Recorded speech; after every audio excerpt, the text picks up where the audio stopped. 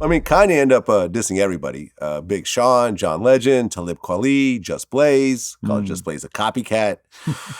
And certain people like Big Sean was like, I don't even know where this came from. I didn't say anything about him politically, about him running for president or whatever else. And like he also owes me like $6 million. So this turns into this whole kind of, oh yeah, well, what about this shit? And then, I tend to give Big Sean the benefit of the doubt that he is acting rationally in the situation, right? And that Kanye is not. Because I remember, like, recent memory of Kanye. What was he saying? He's going to give him back his publishing and give him back all this other shit. Yeah, and then that just doesn't happen. And like, it's like for almost anyone else, that alone would be like enough for Kanye to be like really treated like he was this sort of devious individual. But somehow those things like never stick. It's like with Trump, honestly, where it's like Trump's done enough crazy shit that like any one single thing doesn't really stick. And I feel like it's the same with Kanye, where it's like, you could, like, even just that, even him coming for Just Blaze, when you made all this beautiful music together, a part of history together, you should have respect for him as your peer. And then you just shit on him in this interview, and we'll probably never get an explanation, or maybe we'll get some weird apology down the line or something. I mean, it's just bizarre world that he's living in. Well, he actually apologized to Soulja Boy. Yeah. In DM. And that's why I'm saying the Just Blaze one's probably got to be coming at some point, right? Who knows? Unless there was a good reason for him to attack Just Blaze, which I assume there isn't. Who knows? Yeah. Who knows? I mean, the trick to all this is that you just keep coming out with product that people like. Yeah. That's the trick. Whether you're Kanye or Trump or Chris Brown or Tory Lanez or whoever, just keep coming out with product. Just say, okay, yeah, I have this against me. All right, this is going to keep coming up probably forever. And I'm just going to keep dropping product. And most people probably won't care because most people are just into the product as opposed to all the extra shit. Yeah. And it works over time. Keep dropping product. People eventually forget.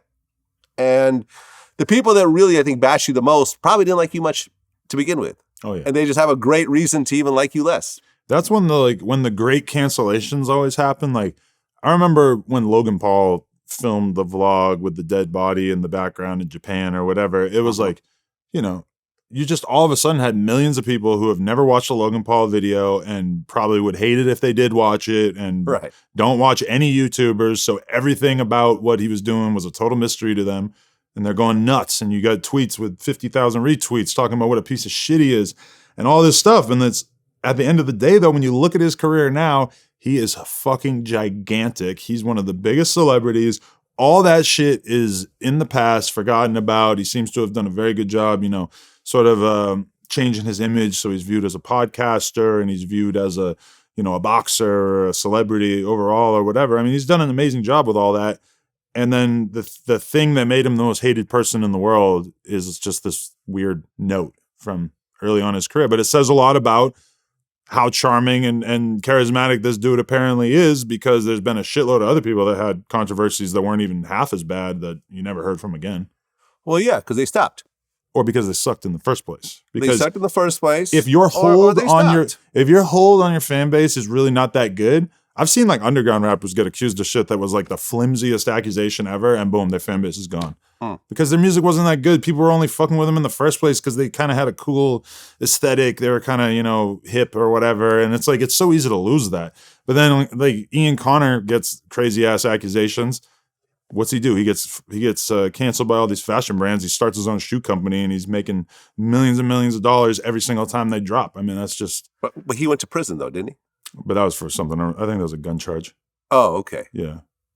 So he's still popping right now, Ian Connor. Yeah, but he was really he was popular as like a model, and like he was all up in the fashion world and doing all this shit. He gets canceled. He starts his brand Sicko and his other brand Revenge, and all of a sudden he's literally, because like he's selling sneakers for like $300 that probably cost like $10 to make, and it's like, if you're selling sneakers for $300, you don't need that many people to buy them.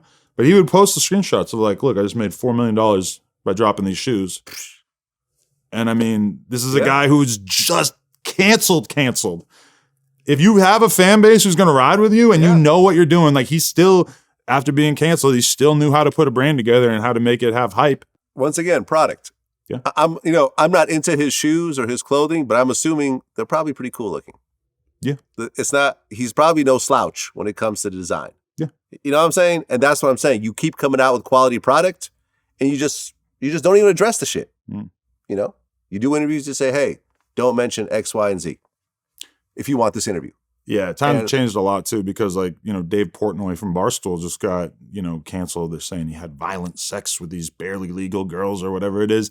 He gets hit with that accusation that in the past would have caused like almost any celebrity to just curl up in a ball and hide and put out these apologies and stuff. No, he goes to war with Business Insider for putting that article out and calls out every, you know, inconsistency, etc. And his fan base is rallying behind him to the point where the other day I saw his name trending and I'm looking at it and I could barely find a tweet about what he was accused of doing, but I can find countless tweets that are super viral about him attacking the publication that accused him of some shit.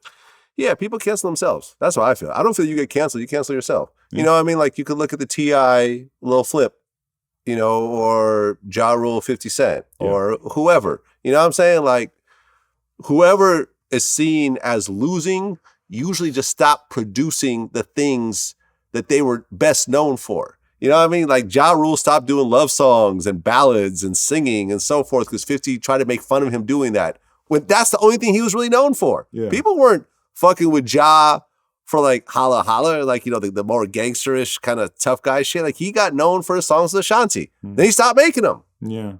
And then 50 looked like he won. Had he said, I don't give a shit about this guy, I'm going to drop another, you know, Always There When You Call, it would have been over. But this, I saw a tweet that was semi-viral at one point that I thought was pretty interesting that said, the greatest trick that 50 Cent ever played was convincing the world that he was the one who destroyed Ja Rule's career.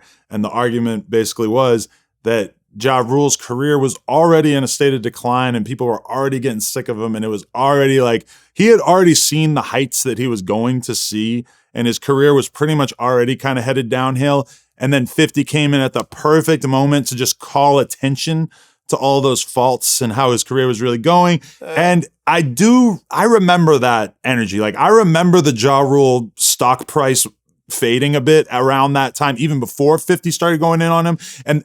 But I say that only to say that if Travis Scott's next album isn't necessarily what people want it to be, they're going to forever use the Astroworld deaths as the reason why, even if maybe Travis Scott just is as big as he's ever going to get right now, and maybe his music was going to kind of everybody falls off at a certain point, right? Except for a Drake. lot of this is except for Drake. Except for Drake. Except but a lot for Drake. of these are Drake is the asterisk in all this. He has not fallen off in like 15 years. But go on. No, you're right. But I mean, that's an interesting question. Is like, if Drake had the same concert and 9 people died, would that be enough to put Drake on ice for a while? I mean, Drake is being sued for part of this, but but ultimately Drake is almost just like a casualty of this war. It's really not aimed at him. But I mean, listen, I know what you're saying, and yes, his biggest hits were roughly around that time, and he was probably cooling off. But as you know, in music, you are one massive hit away from being at the top of the charts once again. You know what I'm saying? Like, but the rise of 50, if anything, also indicated that the public really wanted gangster rap to become the forefront of rap. And they were kind of getting sick of this sort of like TRL wave of like Ja Rule and Ashanti type songs that were sort of running hip hop, because that whole era of 50 Cent taking over rap sort of made everybody else fall in line too, where all of a sudden all the big rappers are sort of headed in more of a street direction and a little bit less of a commercial direction. Yeah. Although at the time, obviously, like, this is the same time that like crunk was exploding and shit like that too. Yeah, you know? It's hard to say, man. It's hard to say, but I can say that, and I know both these guys. Like, I've had long conversations with both 50 and Ja over the years, and honestly, I feel like 50 just got him off his axis a bit.